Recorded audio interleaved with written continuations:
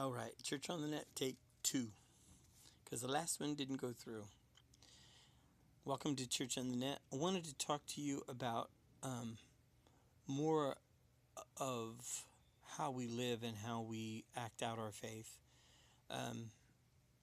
My grandmother was one of the probably a big influence in my life, as well as my mom, and one of my greatest blessings for the today.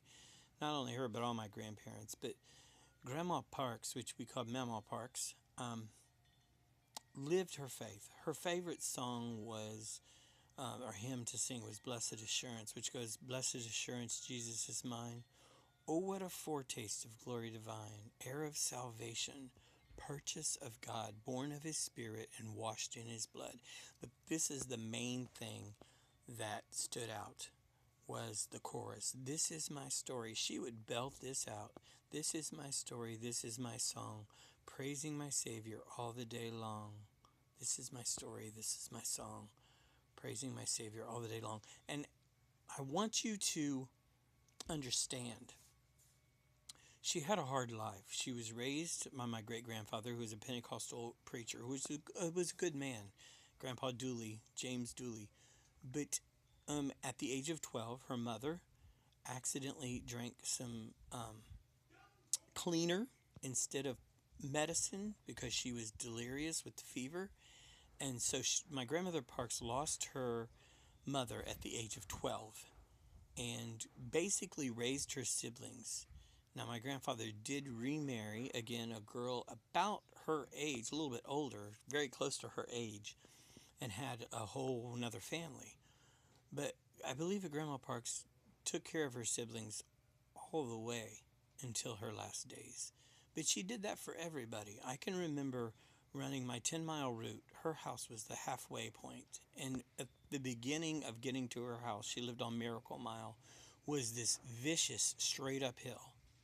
So I would try to time it so that we could stop at her house and get something to drink and just relax a little bit before we finished our journey on the way home.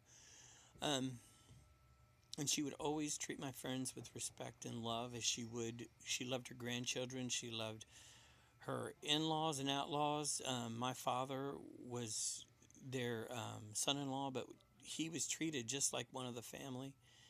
My parents tried to do the exact same thing. I see that. They treated my friends with love and respect. Our house growing up was the house that everybody went to if you were in trouble. You couldn't go home or you got kicked out, you wound up at my house growing up.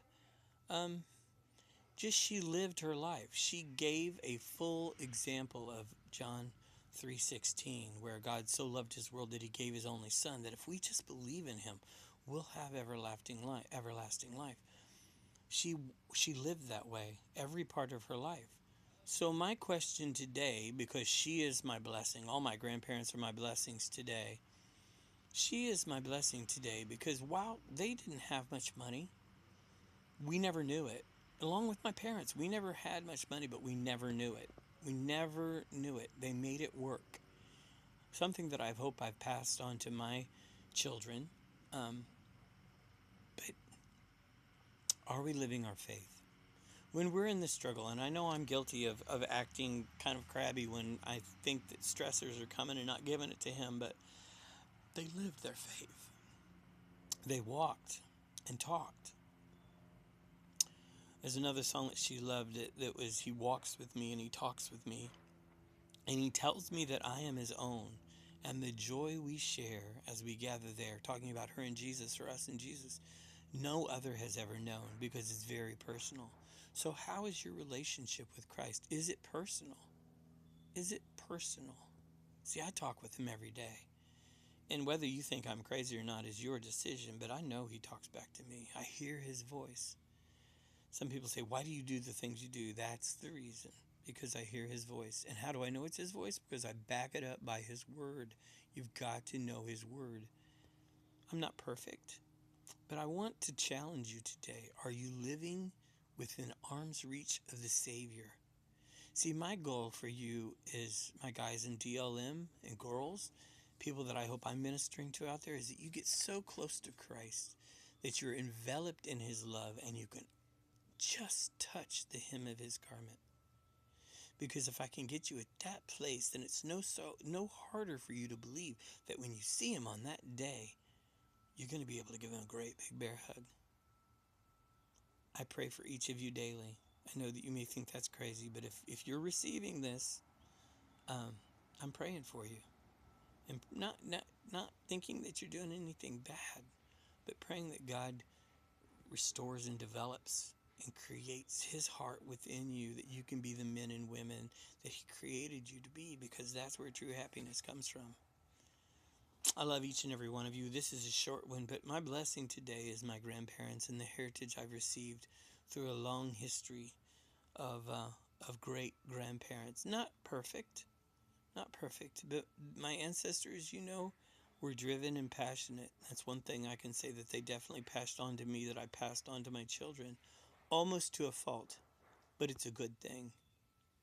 So how are you living your life today?